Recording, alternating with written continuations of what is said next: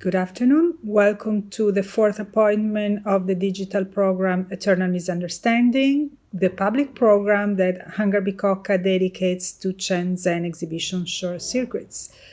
Tonight we have as our guests Davide Quadrio, who is a China and Italy-based curator, and Franziska Koch, who is professor of global art history at the University of Heidelberg. And they will discuss of how exhibitions in the post-Mao area represented the Chinese art scene during the 90s and until recent years. I am very happy to leave the words to Franziska and to Davide. Thank you for being with us, Davide and Franziska. Thank you, Giovanna. So, hello, Franziska. Very happy that we are starting this conversation now. Eternal Misunderstanding is something that we've been talking about for over almost like 2 decades now, but since we met the first time, which is scary to say. It's interesting that we have this second chapter, let's say, of this program is actually getting really into how Chinese contemporary art, which is also already like saying Chinese contemporary art is a bit problematic per se, or contemporary art from China, actually, if you want to enter the European and the American world, or let's say, generally that this kind of Western sort of platform, and you've been very much involved in analyzing that and trying to find, and to understand the impact of that, and how Chinese contemporary art has been, the impact of that actually, Chinese contemporary art in the West has been somehow carried on and also led in a way, led into the globalized world. Yesterday we had a very nice talk with Wan Xing, a curator and an academic Chinese origin based in New York, and we've really been talking more about what happened, after the years of the 90s and the beginning of the 2000s, with important artists like Chen Zhen or Huang Yongping, for instance, and the impact of that. And there is a lot of that actually is somehow related to what you're going to talk about today. Said that, what I think what we're going to talk about today is really like the importance of exhibitions, how the exhibitions they can actually shape and their relevance into creating, in imagination, imaginary, or even, concepts or preconcepts about another society. So how China was impacted by that. And so I start with some questions that we've been talking about, and then you can just lead the presentation, and then we can comment on that progressively.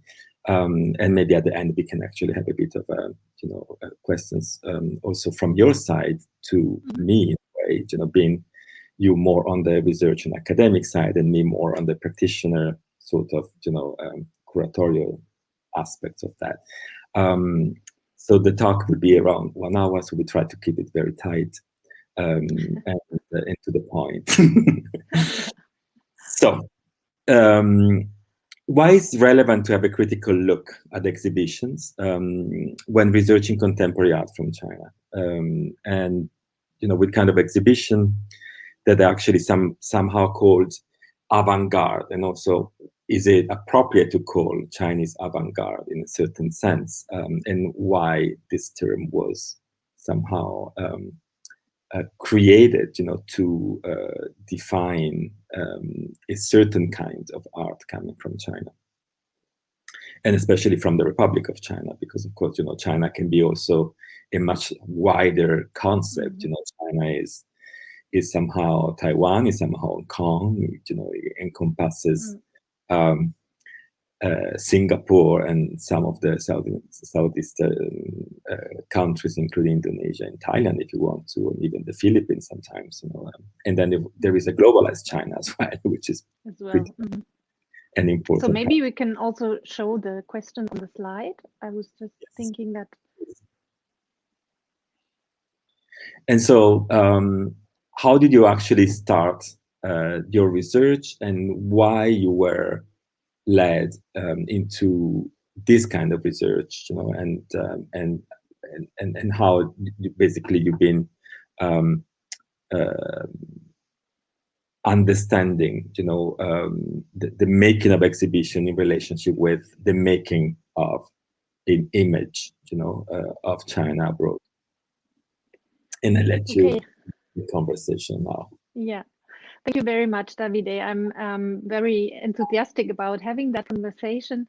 And I'm also thrilled about thinking back on my dissertational research that has already passed some years since I've published it as a German book, unfortunately not Italian or English. But I think this conversation really gives me the opportunity to rephrase it in a more easily understandable terms, and also related to what is happening today. And then I'm really also looking very much forward to get it into a conversation with your curatorial experiences that happened at the same time when I was researching that from a very academic and theoretical point of view. So I thought I'd like to start with two anecdotes that relate the broader outlook of the topic with my personal experiences, and also to give the audience an understanding why I came upon the question of the exhibition as the main node or a mediator in itself for what is called, or what has been called, the contemporary Chinese art. If we have a look at the next slide, you will see, now these were the questions, the next slide, you will see the interior of the next slide, please. Yes, this one, exactly. You will see the interior of Jinan Shifan Daxue's ink painting department, and that was where I studied in fall to spring 2003 and 4, sorry. My main goal as a fine arts student coming from Germany, from the Fine Arts Academy of Stuttgart, was to really get a productive cultural shock to learn about my own more or less conscious German identity, something that we carry with us wherever we go. And that's very much also influencing how I practice art at the time. And then also, of course, to learn about artistic and art historical knowledges from my Chinese peers that you see here. And the lady in red is a model of them being painted. And so when I came back in 2004, I was really trying to get my head around this interesting the experience of cultural difference, and also the resonance that I felt between Jinan, the town where I studied there, and Stuttgart. And I was really deciding to do that in a theoretical and art historical way, because it's such a complex topic. So you can approach that from an artistic or curatorial point of view. But for me, it was really urgent to get into the details. And while I was looking for a methodological entry point into that broader field, I came across an exhibition that was titled Madiang or Mahjong, Contemporary Chinese Art from the Zik collection, which was at that time in 2005 on display at the Kunstmuseum Bern. And as the title says, it is a comprehensive survey of a private collector's collection of contemporary Chinese art. And Uli Zik, the owner, was a former ambassador of Switzerland in China. So this was exactly where the simultaneity of the non-simultaneous hit me. So like really another reverse cultural shock, because I stood there in Bern and asked myself, how can it be that when I was looking for these kind of works in China, I haven't seen them anywhere in public museums, nor in smaller galleries, nor have any of these artists being discussed by my Chinese peers who were becoming art high school teachers, right? So they were the prime audience to know about these works and also to teach them then to the younger generations in high school. So, and here was an exhibition that led to a publicly funded major museum in Switzerland be removing its entirely massive permanent collection to put on display 1,200 works of artists from China. It were about 180 artists included in this exhibition. And yeah, they were really breathtaking in terms of going across all genres, from painting, sculpture, installation, but also new media, art and performance. They were highly experimental. They were also taboo breaking and totally at ease, apparently, with the international trends that we saw at the time. So the most recent works that I have seen, also taught by my Chinese teacher in Shandong, were, and this was a very other cultural shock moment for me, where when we once in the term were allowed to enter otherwise closed room with prestigious literature, so it were catalogs from also foreign literature that were not normally lended out by the regular library to the students. So we entered that room and we were allowed to put out all these literature catalogs from the shelves to look at it for 1.5 hours approximately as a group. So at that time, the most recent Western artworks I could spot in these catalogs was a Cubist painting by Picasso. And one artwork that I was pointed out by my fellow students, to which I was pointed by my fellow students, was Qi Baishi's flower and ink painting. So I think it's also around the same time like Picasso did his Cubist face. So, and the other practical studio lessons that we had, the most, let's say, experimental teaching that I saw or lesson that I had was when the teacher showed us an enlarged appropriation of Egon Schiele's semi-nude painting in ink and gouache. And so I felt that for the students, probably my own semi-figurative painting was the most contemporary, and probably they took it as to be representative for German art at the time. So what I painfully felt then in Bern was also what Peter Osborne quoted, taught us to be presence disjunctive unity. So while we share this presence, we were at the same time in Bern and Jinan, there was a big gap or disjunction between what audiences in Switzerland would naturally take to be almost already established and standardized canon of Chinese contemporary art, while if you were asking my Jinan fellow students, they would not point to these artists, and also much less people on the street in China. So of course, we have to understand that this is part of this wonderful naming that Chen Zhen lended us to, the eternal misunderstanding. And this disjunction was caused in from China being rather close the country and being on the socialist side, while of course Switzerland and Germany, Italy were on the other side. So of course this kind of political, socio-economic disjuncture led to these kind of misunderstandings. And then of course the Chinese, anyone who would travel both worlds, like Davide also, would be sure to know that the Chinese reality and art world is much more complex. It's huge in terms of territory, and it's very complex also given its particular socialist history. So the mainstream of Chinese artistic production would still be very figurative, realist, and socialist in its also the formation at fine arts academies and ink painting that has been going on for centuries was very heavily reformed when the whole art academies were founded in the beginning of the 20th century, and then during the Mao's reign. So this was really where I started to think about what it means to translate, and also what it means to negotiate this canon, and who is the main actors and agents in these in this process, in this dialogue also.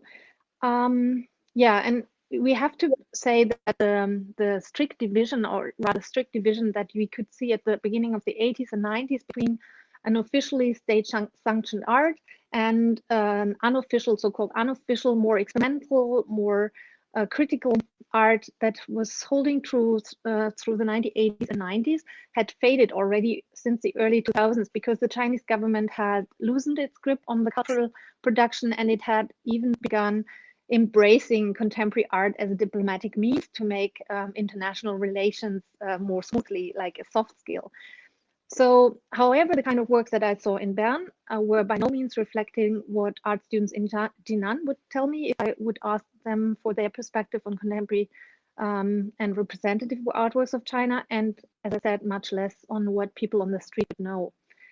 So, this is to say that the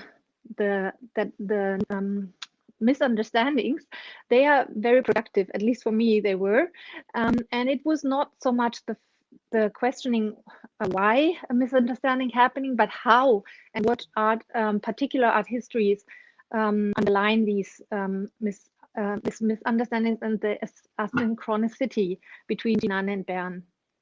So I also think that Chen Zhen is very right in calling these misunderstandings eternal, because he points to the fact that it's a process, right? It's never going to end. Whenever there's art from a particular cultural context, and especially one that the other cultural context doesn't know a lot about, coming on display in this foreign context, these misunderstandings are prone to happen, right?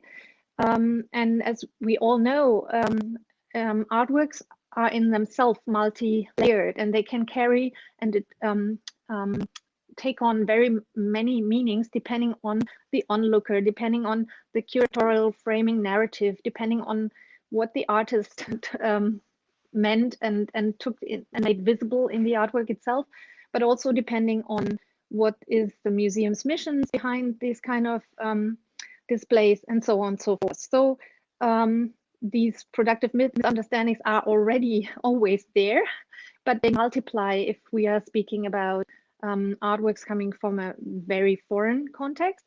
And so this really triggered my methodological key questions, so that I thought, okay, I'm trying to get to better understand the mechanisms that come, and the apparatus or dispositif, as Foucault would say, of the exhibition as a knowledge producing event, but also arrangement. So it's both, right? It's an event in at a certain point in time, but it's also an arrangement of objects done by certain agents that want to convey a message. And this was then the starting point for me to look into group exhibitions mainly. And so I wonder, Davide, to come to your and here you see a mapping of group exhibitions between 1982 and 2009, and it's North America. And you see that only in the East Coast and the West Coast there were major exhibitions, and a little bit in the northeastern part of the US, while the middle of the US is really kind of empty and hasn't seen a lot of contemporary Chinese art exhibitions. And then here you have Europe, and you see that there's a massive concentration in Germany, France, also Spain and England, while there are other places like Italy that didn't hugely figure in this group survey exhibition pool of that I reconstructed. And it's important to say that these are all group exhibitions, not solo exhibitions. I will talk about that in some more minutes. But they have been including a lot of artists and artworks at one time, and often they were also traveling. So part of the German exhibition, one of the first German exhibition traveled, and the English ones as well. Altogether, I think I have more than 200 exhibitions cataloged during that time in my database, and my book is focusing on 24 of them. Yeah. Now, Davide, okay. Do you also think of a creative disjunction, a productive Yes, disjunction when you think about 2004? I think you have already the, been in there Shanghai are at that two time. things that I want to comment on. First of all, just for our audience, Jinan is actually in Shandong province. It is like it's what we call a secondary big city, you know, in the pool of the huge number of cities in China. And is also famous for the academy. I mean, the academy in Jinan had a role in the history of Chinese art in general. But of course, somehow the vision that you had there, Franziska, was from a sort of province. Again, when we talk about China, is always thinking about a sort of unity, which of course it's another, sort of very much imperialist way of looking at things, right? So, I mean, think about Germany and Italy, we are so regional, so how can you even think about China, which is like, I don't know, 20 times bigger than Germany or Italy as a unity, right? So, and culturally as well, of course, it's been, and it is still, a very diversified context, for the growing, the nurturing, and the development of art itself. The other thing, so Jinan is actually coming, it's not very far away from Beijing and from the north. It's still a northern city. Few million people living there anyhow, but what is interesting as well is 2 points that you were making is indeed this kind of a double dichotomy, being a foreigner in China at that time in the cultural context, and see this fragmentation between tradition, what allowed, what is taught, and then discovering, somehow completely another platform of creativity and intelligence, not only on visual arts, but if you think about music, for instance, or even literature at the time, it was very much so. We are also talking about almost 20, 30 years ago, so it was a very different China. It was still very much related to post-Maoist, sort of constructions and infrastructures as well, in terms of education and cultural and cultural development. So, which, looking back now, actually, Franziska, to that time, I think we were very lucky to have seen that, because that kind of fracture is also what made us aware, and made for sure you aware, of a work that it was absolutely important to do, that is actually to understand what that meant, in terms of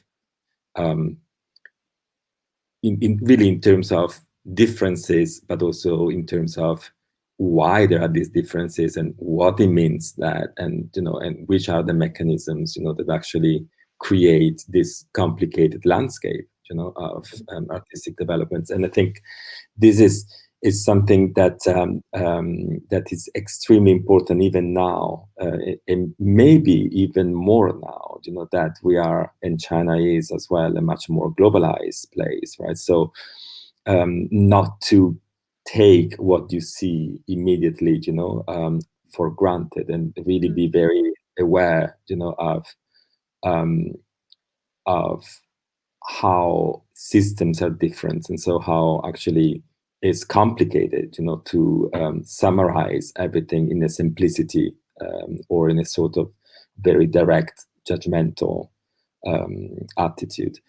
The other thing that I found interesting in your research is, of course, this idea of the private collector, and the fact that, of course, it was a shocking experience. And I remember very well the Mahjong show as well, because it had an incredible impact anyhow, for decades, actually, in the interpretation and in the presence as well, of Chinese contemporary art in the world. And it became then the reference point for many, of the so-called exhibitions somehow they were in relationship with opening the dragon, right? There was also the moment that everything was about discovering, what it was, underneath, that monster that nobody understood really what it was, right? So, and this kind of exotized, and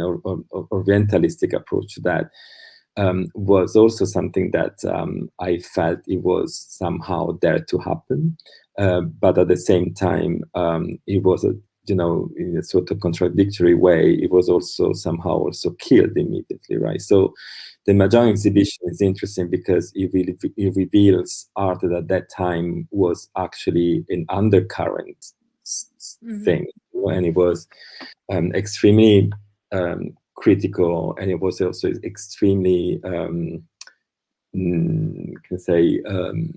socially engaged, more than socially engaged, more politically engaged, and it was really like a sort of reflection on the specificity of China per se, but also on the opening up of China to the rest of the world. When you were saying that you had this incredible experience of this, the closed door where you can enter and then see for 1 hour and a half books, I remember artists like Di Yi in Shanghai, or even Wang Xingwei, that were studying at the time at the academy. And we have to remember the academy was reopened in 1981 after almost 2 decades, being closed. So artists like Zhang Pei Li or Gen Zhenyi, they were all artists that were entering basically a post-socialist sort of artistic education, that it was still very much traditional, but it was already like opening up to Picasso, for instance, or Matisse. And if you see, for instance, some of the artists' works of that time, and include Zhang Pei Li, or include a very striking example is, of course, Zhang Enli or Di Yi. They were so much inspired, by the Western tradition, and we can go on for hours, actually, Franziska. But one of the things that I wanted to say is that Ulisik was an important figure as well, because he was the ambassador of Switzerland in Beijing, where actually all this kind of underground exhibition was allowed to be presented in an international context within the context of Beijing. So it was also a very interesting occasion, to have Ulisik there. The moment of the 80s where, of course, students, and we're talking about, we can go into details, but I think it's going to be a bit complicated for our audience to have all these names and references, with the Xinjiang group and all that. But I think it's, and I invite actually the audience, of course, after this, after listening to us talking, and I hope that they can be inspired in going into a bit of research, because they were a very fascinating period. But at the same time, what was intriguing for me is actually that Ulisik somehow brought back a part of the collection, which is actually what is been offering as a platform for, the embassy was the platform for a lot of those artists, to have the possibility of be shown somehow in a public situation, right? And a lot of embassies in Beijing did that at that time as well, because it was the only moment and place where a certain kind of art was able to be presented. But there is also another aspect which I find very intriguing, and it's, of course, there are other of our friends studying there, like Francesca Dal, for instance, which is the movement of Chinese intellectuals and artists before the communist era, in France and in the States. And actually there was the complication between this negotiation of modernity between China and the rest of the world. It was somehow something that it was there much longer than the contemporary art that somehow came out in the late 80s and middle 80s and in the 90s. So all this is a very complicated topic as well. But just to go back to what is your research, it is interesting that, and it's of course very precise to have Uli Sig as a main subject of observation, because he's one of the power figure that actually created, all not only the misunderstandings, but also created this idea of power related to the story, and the building of a narrative of the history of China. We also talked the other day, Franziska, about how, for instance, another show that we're going to talk about later on, but that it was in the Guggenheim a couple of years ago. The history that it was presented there was related to a very Americanization, of a narrative. So the need also of alternative narratives, coming from different backgrounds, coming from different ways of practicing, art and intellectualizing art, from different contexts is extremely important and relevant at the moment, really to problematize the simplification. So this is a bit what I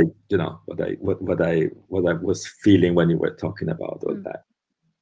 Yeah, thank you. I think we are going to also, I mean, Uli Sig's exhibition is extremely important because it came in 2005. So this was already when the Chinese government was kind of okay with showing its new canons outside. And I think the intriguing point about him as a person and this collection is that, as you rightly said, when he started collecting as an ambassador, so he was kind of allowed, or he could enter studios of individual artists, and the artworks were still very cheap. So later in his interviews, he said he couldn't be even himself. He had not the money and the power to go on auctioneering and getting all the important works together. So in a way, it was a fortunate time for a collector to be, because it was relatively cheap, and it was also emergent. And one of his tropes that is partially true, of course, is that there was no collecting, or almost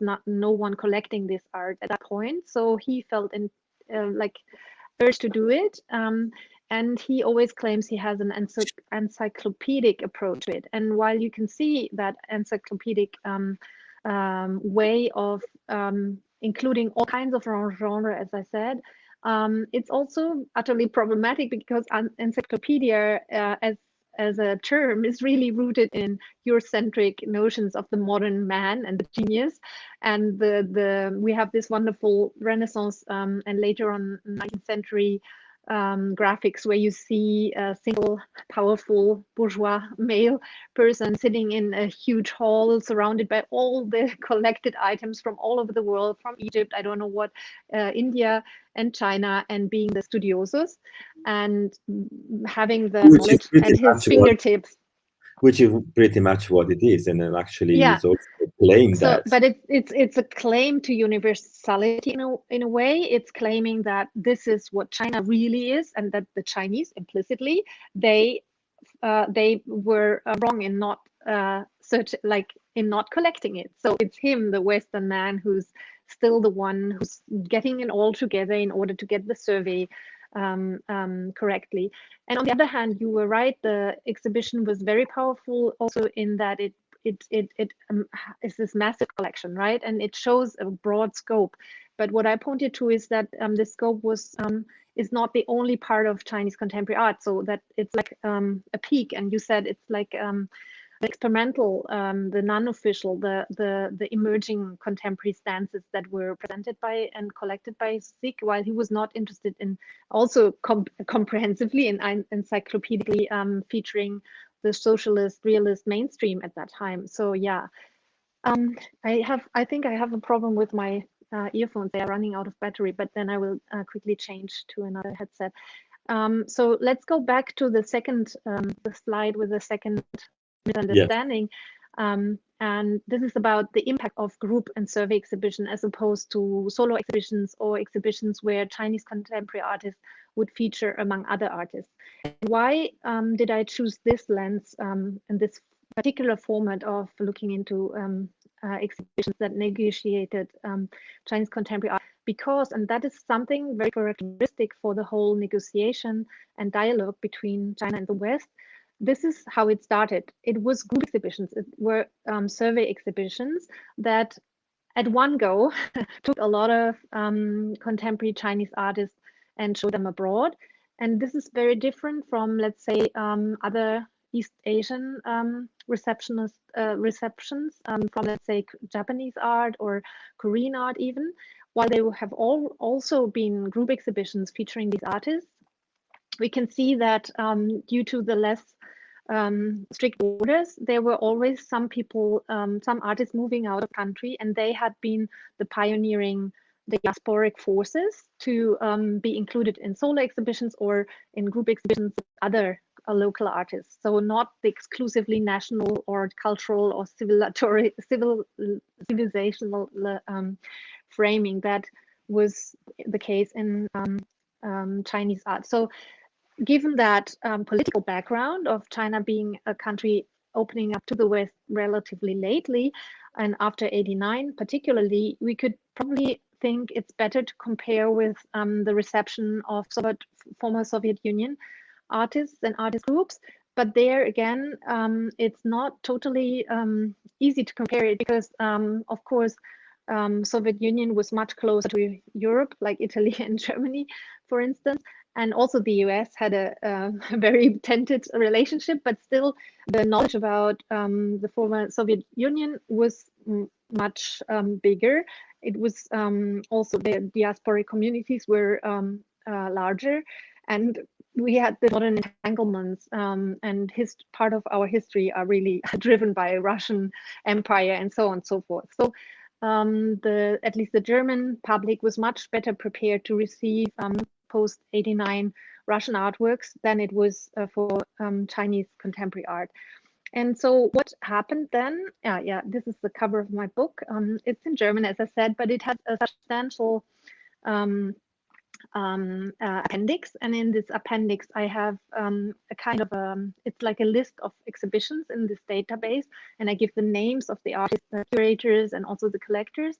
So even someone not speaking or reading German can easily go through these data and get a good understanding of how many of these survey exhibitions were happening at that time.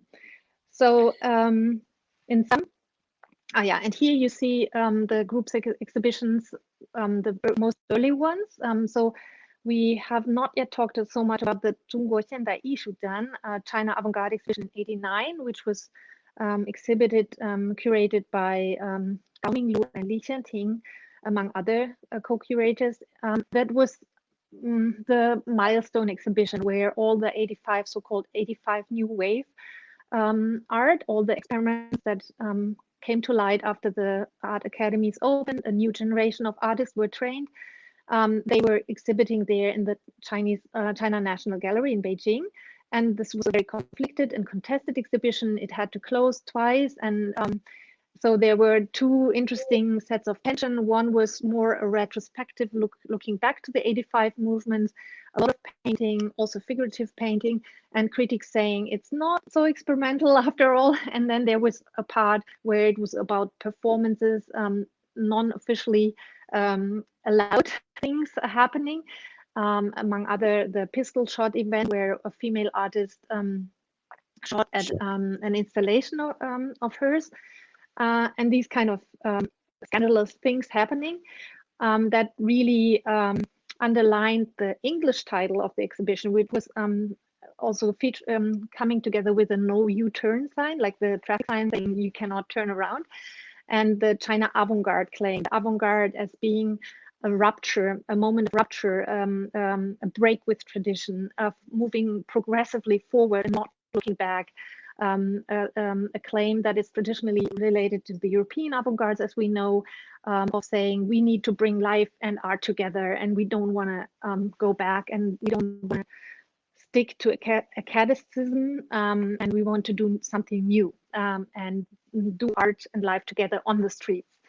So while interestingly, the Chinese main title was 中国现代艺术展, which meant modern art exhibition, and was a lot less radical, but more reflecting of the breadth and scope of this exhibition. And as you see here, early Western group exhibitions extended through a longer time frame at that, and they often had been traveling. So what you see here from the green Mao Goes Pop, that were variations, and also at the Sao Paulo Chinese exhibition, they were variations of the China New Art Post 89 survey exhibition that Li Xianting managed after the 89 exhibition. They tried to have a spin-off of that, and it took them so long because the political Tiananmen upheaval came into their prohibited basically to artists and curators to go on with their quest. And so it took until 1993 for Li Xianting to be able to make the next following up exhibition. And this, together with Johnston Chang, a Hong Kong-based gallery owner, who was very influential and very well networked and could send part of these mostly paintings around the world and have them included in, let's say, the Sao Paulo Biennial, or brought them to Sydney and also England and Taiwan.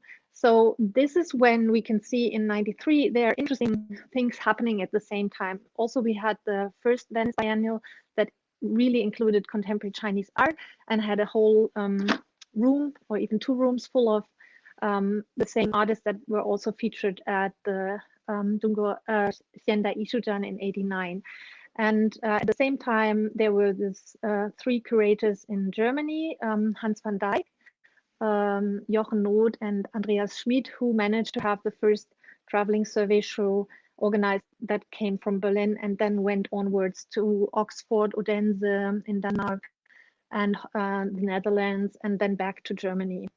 And as you can see here in this graph, it's interesting to see that altogether there were not so many artists. So we are not speaking to 1,200 artworks as later with the Uli Sick exhibition.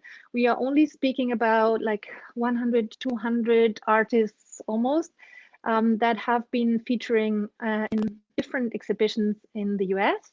There were 2 curators who were influential, Joan Lebel Cohen, a female curator who was married to a US diplomat, and she had teaching experiences in fine arts academies in China. It was one of the earliest to really also privately collect a little bit of this, mostly ink paintings. It's interesting to see, and then brought these artists back and the works back into small exhibitions in colleges at the east coast of New York and the east coast of US. And among them also Ai Weiwei, when he started his career as an art student in New York.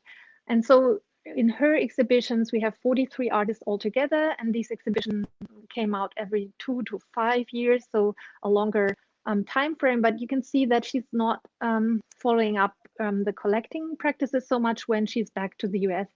While we see an interesting 2 exhibitions organized by a curator called Strasberg in Pasadena, where there's a kind of an Oriental East Asian art historically organized museum.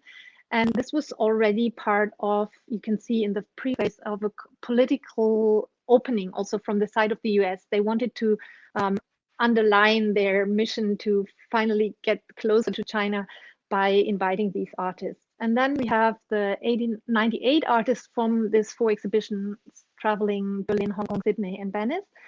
And you see that only 2 of them, interestingly, a female artist, Yu Hong, and Xing on the other side, have been featured in all of these exhibitions, while the most of them have only been in 1 or 2, and also with different works. So overall, this emerging canon that was presented to the West was really, really tiny and small. And you can see that all these artists are still, until today, and I've compared that with a later Ulisik survey exhibition, they are still making up to 1/3 of the later featured artists. So it's very important who's going to be included and in. And these persons, they mostly remain in until today, right? While the canon, of course, has to grow, and it did so. And if you can have the next slide, I'm not entirely sure that, can we see the next slide, please? Yeah.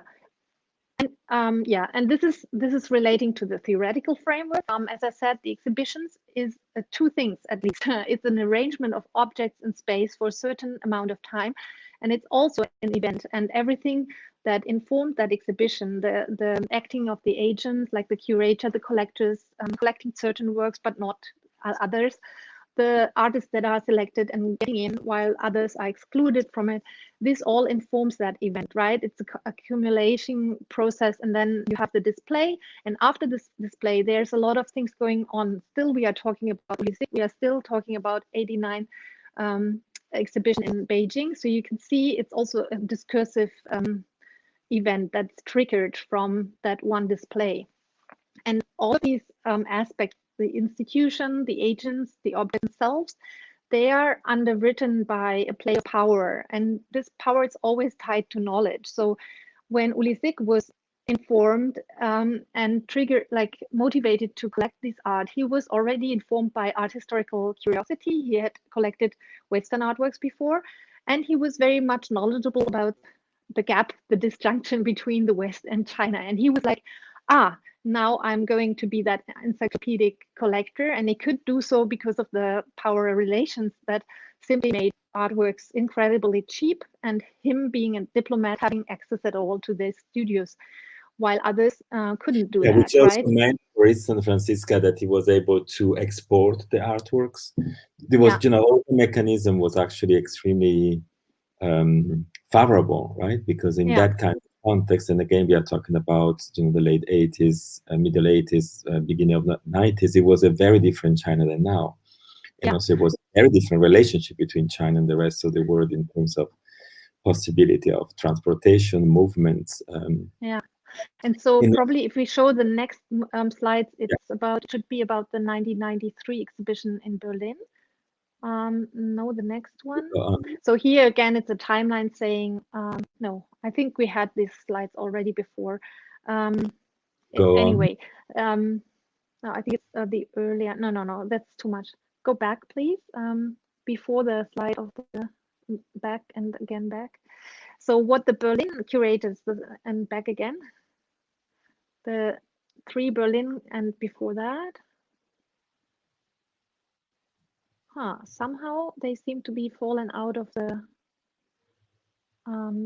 presentation. I'm not sure. So there were slides of the 1993 exhibitions with an artist and a catalog also. Anyway,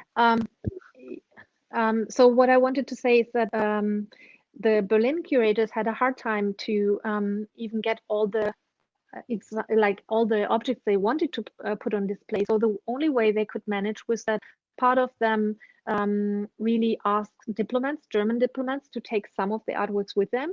Then they declared some of the artworks part of a Chinese restaurant decoration. And then they invited some artists that were able to then travel.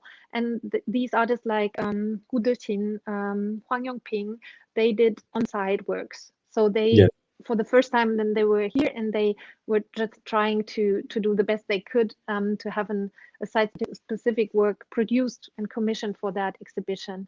And they, first of all, they wanted to only have Chinese mainland resident artists, but then they discovered that the diaspora was already spreading and growing. And so it was easier to also invite these diasporic artists that were already living in Paris or New York to contribute with their artworks. So this is how they managed. And so this also accounts for why these early exhibitions really looked very different from all the other exhibitions later. Let's, the time is running fast, and of course it's a very fascinating to go through all this. And the research is been, of course, it took like many years of your life to get all this information together. And it's very diversified and it's very, of course, intriguing. But let's move, since we have another only like 15 minutes to go.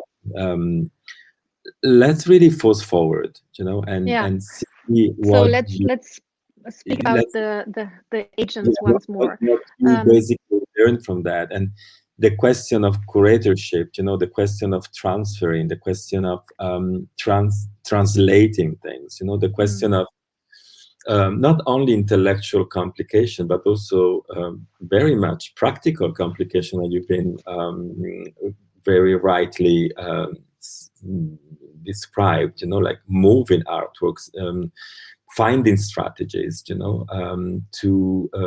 to move out of context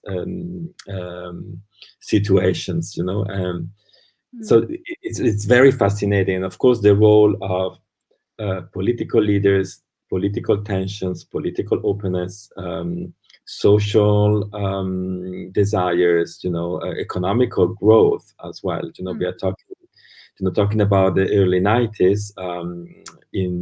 If I think about Shanghai, there was not even one contemporary art gallery there. So what was the system of art within the Chinese border? And also the curatorial approach. You think about Li Xianting, you think about some international curators. Again, maybe they were curators, maybe they were collectors, maybe they were transferring passions, through putting together things. So this kind of professionalism, unprofessionalism, and also all the educational side of that. If we think about the early 90s, but even if I go to, the early 90s, I was studying in Hangzhou in the Zhongguo Meishushuyuan, at the time it was called Zhejiang Meishushuyuan, the China Academy of Fine Arts, and there was no contemporary art, theory or thoughts, at all, and I'm not talking about international. I'm talking also about contemporary, in the sense that the contemporary at the time was so contemporary, it was not even contemporary, actually. In the sense that it was not even documented, or there was not material to study on, or there was not writing about, unless it was, of course, writing that it was on one side politically motivated, like the avant-garde exhibition in 1989, that it was, completely destroyed, by the public press. But at the same time, there was not really like sort of a interesting literature. The interesting literature was actually coming in, and if you remember the time, through magazines from Taiwan, from instance, there was like an important publication issue that it was actually done. Can you still hear me? I can. Hear me? Yeah, we can. Okay. Yeah, it's Hopefully okay. my earphones are getting on a little longer. Yeah, thank you. I mean, totally, you're right. Let's see the slide before this slide, or two slides before. There was an interesting point when I just finished my book in 2004. Like I published it. I finished my thesis in 2012. Can you go one slide behind that? Yeah, right. And then in 2014, there was this feuilleton article by a German journalist, that struck me because he was kind of getting mad against this repeated framing of the survey group exhibitions of Chinese contemporary art, and he was basically saying we shouldn't cater to China. It's all a China, a diplomatic mission of using and abusing these artists, and it's not even intelligible for Western audiences, and it all looks so dissident, but it's actually not. It's kind of even stately embraced art, and please stop this survey exhibition. And I was partially sympathizing with his critique on another big survey exhibition called China 8. And it was called China 8 because it was shown in 8 museums in the German Rhineland, which is, again, the same thing happened with the Ulisik collection. They emptied their permanent collection. And you see, China is such a massive, big country, territory, that you can easily fill 8 exhibition halls or even more with artworks from there. And if there's a stately national, binational understanding, then it's all facilitated. And this at this moment in 2014, it was very easy to get apparently all this mass of artworks together and have them shown in Germany. And again, there was a new audience, a new generation of artists. So of course, the survey exhibition format will go on. It will go on probably forever, and it makes sense in a way, but it's not comparable with like something like HangarBicocca is doing with the Chen Zhen exhibition, where you feature one artist giving him an extensive retrospective, where you can see how an artist himself as a subjective individual goes through all these periods and transforms and enriches and changes what he thinks and how he does this practice. So I really appreciate Chen Zhen's exhibition, also what you did online, to see how utterly complex these artworks are. And so you cannot understand them from just seeing one work and saying it's all politically framed and we don't even have to look at it. No. And what the journalist actually ignored was that himself being able to write about this in such a dismissive way was the fruit of a lot of like more than 30 years of ongoing group exhibitions in the West, of artists going on to work, negotiating both these cultural contexts, of curators traveling, acquiring knowledge, getting to learn English, all these things, and the Germans getting to know China, right? And still the overarching image that is very important. China is dominating. Mm-hmm. Yeah, sorry, I interrupted you. But there's one very important thing that, if you fast forward to 2009, where this article comes from, is also the moment, the second half of the 2000 is where reasoning of market came into China from both a local desire, but also an international desire, of opening China as the new market, for big investments, and it's not a case in a way that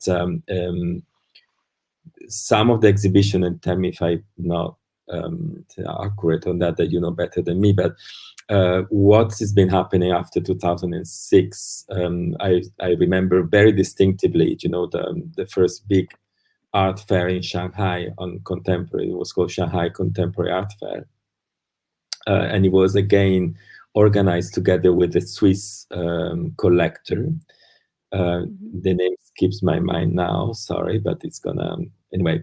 And of course, it was a very big excitement, because it was the moment where also important artists from the generation of the 80s, 90s entered the auction houses, and then created a massive spin-off, basically, in the economy and the internationalization of Chinese contemporary art as a commodity at this.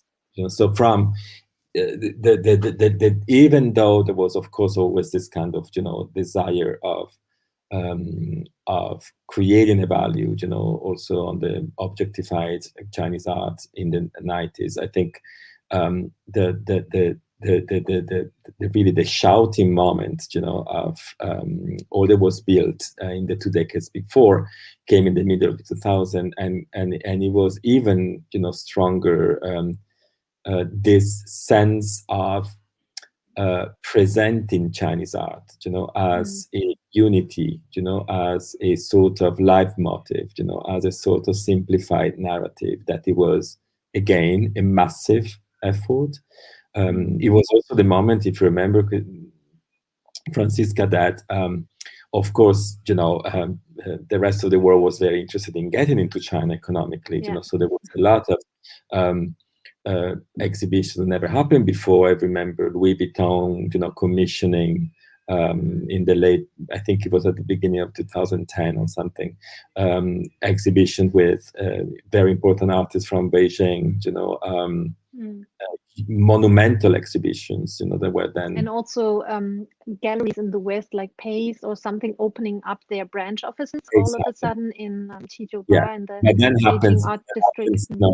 In the late 2000s, one of the things that we didn't say, I think that is very important that to say, is that public institutions, in China were not presenting this kind of work that you've been talking about in an official way after 1989, until the year 2000 with the Shanghai Biennale, where basically was the first time that after that episode in Beijing, that artists like Zhang Pengli or Chen Yanyin, they presented installation work and video works in an official gallery.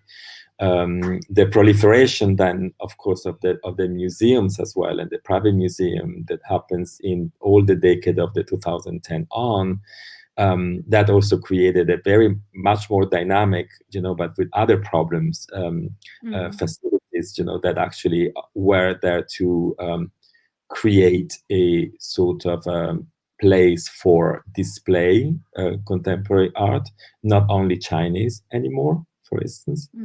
Yeah. And so the thing, we've been talking, of course, on a very specific moment, right, which is very, very important to remember and to analyze. Yeah, maybe we can go to the last slides where we have the most recent survey exhibition and the question, what do I take as a takeaway from this research? As I said, I do think, so these were the very early small leaflets and catalogs in the US. Can you go forward, please?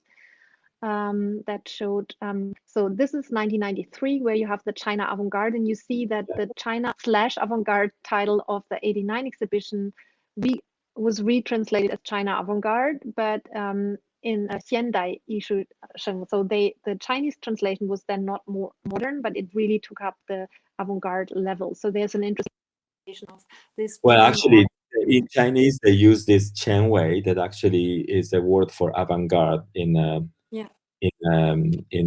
Chinese, but it is also for instance, a term that later on became a very controversial and very difficult to use, because of political restraint and political pressure in China, And it has a very socialist connotation already, because the party was the main avant-garde in socialist term. And also there was a 1920s movement of avant-gardist writer like Lu Xun and so on. So the term avant-garde, Xingfeng, was already a very loaded term, while modern contemporary art like Xiandai issue was probably at that time in China the more precise and more colloquial term that someone like Gao Mingdu and Li Xinting wanted to use. Here you see Gu Dexin, where he's like burning the plastic installation that he's then displaying on the bottom. And if we go on, this was one of the ways to go around having to import big artworks. And you see the so-called political pop paintings in the background by Yu Han, and in the foreground it's Ni Haifeng's Territory, mixed media installation. So you see that the Berlin exhibition really tried to pick up on this new genres, like installation art was kind of still new to China. And their claim within the Chinese discourse was, of course, very innovative and new to Chinese audiences, while in Berlin, it probably took on a question mark. It's like, can that really be avant-garde art? We have had installation art for so long. So you see a clash of two art historical genealogies and discourses, and they have not been in a close dialogue and contact for so long. And if we go on, there are some more pictures. We only have like a few minutes. Yeah. So we just can go on for hours. Can we just move on to the very last slides then? Yeah, this is also. So we have talked about Uli Sig. So this is the genealogy of his collection and the many exhibitions that this collection did. So you see 2005, but afterwards that traveled a lot, and then eventually he donated. And actually now the collection and part of the collection have a house, which is strangely enough in M+. That is a museum that's going to open most likely this year, but it's still, they're reporting the dates year by year.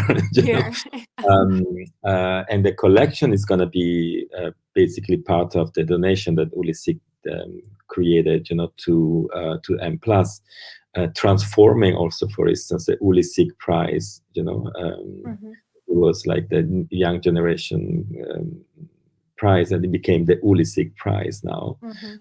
in China for that supports actually artists, young artists and in also the art critics, right? There's also yeah, a prize and for art also critics. artists, yeah, which also you can see all this system now coming, from a sort of as you were saying, like a sort of this kind of library, of artworks into actually also a system of power, And if you have the next slide, we can see that Guy and Miriam van Ollens, they were Belgian curators, and they started showing their collections much earlier, and they also changed their advisors. So in the beginning, it was more galleries, gallery owners who helped them showing that in France, and then it was Feda Wei taking over, who's a critical curator, and he very much advised them to also invest and commission installation works by diasporic artists like Huang Yongping and so on. And then in the end, they opened up the Ullens Center for Contemporary Art, which was not solely dedicated to their collection, but rather to the contrary of showing a lot of contemporary art from all over the world and not only Chinese art. So then they auctioneered their collection, where you can see a very, very big difference between how Uli Sick, he said he would never sell an artwork, which is unusual because collectors tend to flip artworks when they are becoming more sure of what they want to invest, or they want to broaden their portfolio or even narrow it down to certain artists. So while the Ullens then just auctioned everything off, but the museum itself is still standing and very active. And then if we go to the last, not anymore really. I mean, it's somehow in a hybrid version now, with private investors. I mean, of course, it developed out only from the family as well, which is interesting development as well. And it's opening now. I don't know if you know, but it's opening a branch in Shanghai. I didn't know that. Yeah, it was interesting because Feda Wei at the beginning also was the director, and he did a kind of a retrospective on the 85 New Wave art, and they had to reconstruct some of the original artworks because they were lost or destroyed. But it's an interesting take, and it shows that the artists and the curators mainly and the critics, they were, that's very particular and characteristic for Chinese developments. I think that since the beginning they were very much engaged in writing.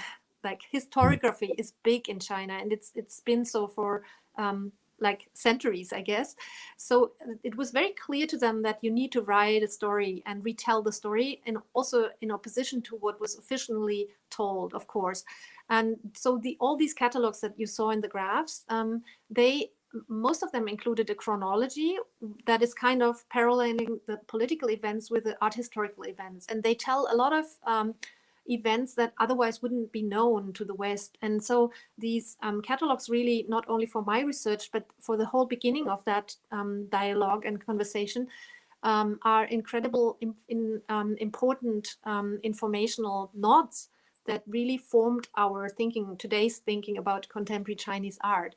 And I don't think that is so typical for the way Japanese art or Korean art or even Soviet Union art has been translated or negotiated and put on display. But it's something very particular to mainland China artistic practice, that there's always someone writing and chronologizing and making sure that it is in written word, that what we also see. I think that this is actually a beautiful way to end this conversation and open up another 5,000 conversations. For sure, we're gonna have Franziska, because this is only the beginning. But it, like from a visual art history into a written art history, I think that something that also I agree with you, that is very specific to China, and just to open up curiosity, and I'm sure that you're also been following the last few years this will, in China to rewrite and rewrite the history of Chinese contemporary art through the lenses of a specific self storytelling, so we've been talking about internationalization, but at the same time, what's happening, it is, of course, and it's been very much proved through your presentation how China has been, China's artistic development in the last 30 years has been really pushed, through from an international negotiation, of their presence. But at the same time, it's interesting how there is this kind of a desire, now to reinstall a sort of a self-determined, Chineseness in the development of what Chinese artistic historiography has been in the last 30 years. And you can see kind of that nationalization. Yeah. Exactly. So this is part of the conversation that we're going to have with Miao Yu, with Miao Yu, which is also part of the book that she's writing, and she's just published actually about again story of exhibitions in Shanghai in the 2000 and 2010. So there is another curator, Chao Jiaxing, in Shanghai that's actually publishing now a book on the history of exhibitions after 2010, so the last 10 years in Shanghai. So this kind of will now, again, to write about it, to make them exist, through literature that actually gives, a sort of historical presence and value. I think it's a very, very precise, as you were saying, characteristic of, the development of Chinese contemporary art. So maybe if we want to conclude, could we go to the last slides of this China, art in China after 89, Theater of the World. It's interesting that 89 is still such a heavy and decisive point, right? This should also make us critical and suspicious about, because 89, of course, is Tiananmen. 89 is, of course, the 中国现代艺术展. And it's long enough after Mao, so that there were these experimental opening up movements in China, but it's also very Western and very Eurocentric a year. And we might want to argue 79, like Deng Xiaoping's opening policy or whatever, right? But it seems to be that the framing of the Western audiences and their expectation and their knowledge, right, is so strong that it always kind of overrides and cases that much more muddy and messy histories. And interesting that's here. Another story, Franziska, unfortunately, But I think I'm very happy that you raised this problem, because it's exactly the problem also of how the West, in whatever it is, connects to a very scattered knowledge about what China is and events of China, and then it just sticks on that. And this this desire of keep on, stressing the same paradigms, in order to simplify, the complexity and to digest that, in a sort of simplified way. I think it is the issue not only for art from China, but also for art that comes from other places in the world. So this kind of dominance, of course, of the Western thinking and the Western needs also of interpretation. It is what I think the future of historical and artistic critique should actually be addressing more. Yeah, that's a very nice closing word. I was struck by one last sentence of that catalog where Alexandra Munro said, recent Chinese art history has been written more as a China story than as a China in the world story. But if you look at this poster there, it's art and China after 89. So it's again a China story, I fear. And what I really like to see, while I appreciate all the efforts that go to these survey exhibitions, and they are useful, and we need to have been reminded of these, and it's going to be interesting to see other ones coming up. I really hope that curators, and I know you as a artistic producer and curator, you do learn to have a more transcultural perspective on curatorial approach, and that artists like Zhu Zhijie, the next slide, it's the last slide, I think, that were also presented in, one more, in the, very much at the end. Yeah, we have it in one moment. One slide further. Yeah, here. It's a tiny part of his of his very large map in ink that was also presented in the Guggenheim. And here you see the theater of the world from his subjective perspective, and it's also a kind of writing, right? It's a mixture of painting and writing and mapping. This is interesting for me, that artists themselves, they undertake sometimes art historiography, and we probably have to come to these shared intersections where these worlds meet. And we need to understand not only China in the world, but also the worlds that we inhabit. It's different, right? If I'm speaking from a German experience, as something was a shock to me and other things not. And if we think about these globalizing processes to go on, I think this is what we probably would be most productive to think about, situating these histories, not only China in the world, but Chinese art histories versus other local art histories, and how they intersect, and where there are probably epistemological boundaries. So boundaries that force us to always look at 89 rather than other dates, and to overcome these. And I think artists are tremendous negotiators and mediators in this process too. So that's my hope for the future. Thank you. But it's also the time and you know, that is changing as well. I mean, this work of Chen Zhen, and then we just conclude, is it's an amazing work that actually encompasses part also my curatorial work, because I was working with him on the Shanghai Biennale, for instance. You know, we did the city pavilion that it was really about, you know, this kind of opening up. And it's not a case that actually Chen Zhen opened the total art studying in the Academy of Fine Arts in Beijing that actually talks about exactly what you're saying. So there are movements, of course, and there are very talented young curators, you know, coming from China, completely globalized, and artists coming from China, completely globalized, that actually are challenging, you know, the system of resistance that you were talking about.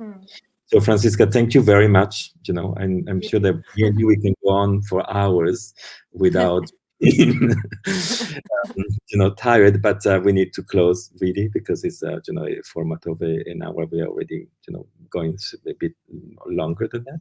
So I thank you very much to be part of this, and it's a beautiful find to see you back, you know, and hopefully after this COVID moment we can actually meet. This would be terrific. And I would really be looking forward to come to Milan and have a look in this interesting exhibition spaces. Absolutely. So thank you very much, and we'll talk to you soon. Thank you. Okay. Thank you. Bye, Davide. Thank you. Thank you, Franziska. Thank you, Davide, for this very interesting and engaging conversation. It was extremely fascinating to look at Chinese art history of the last decades through the lens of this lecture. And I invite everybody for the 5th and last appointment of our public program next week. Thank you very much.